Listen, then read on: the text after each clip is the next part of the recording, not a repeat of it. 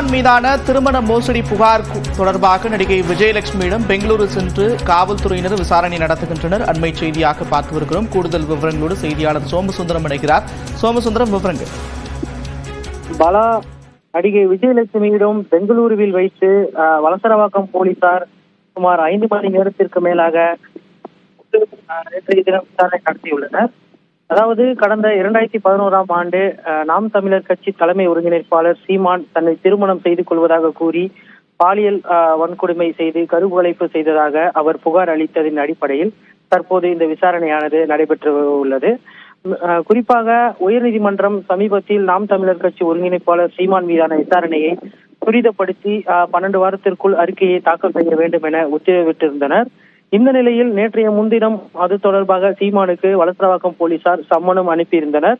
அதில் அதாவது வருகிற 27ஆம் தேதி, அதாவது நாளை காலை 10 மணி அளவில் வலசரவாக்கம் காவல் நிலையத்தில் சீமான் ஆஜராக வேண்டும் என போலீசார் சம்மன் அளித்திருந்தனர்.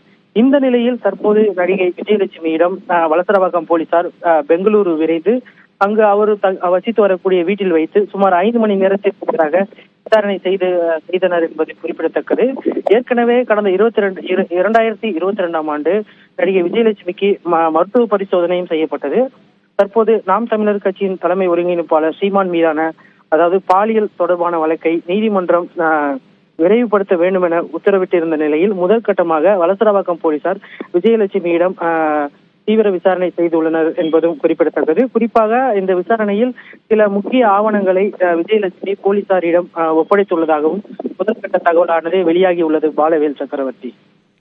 நன்றி சோமசுந்தரம், விரிவான விவரங்களுக்கு.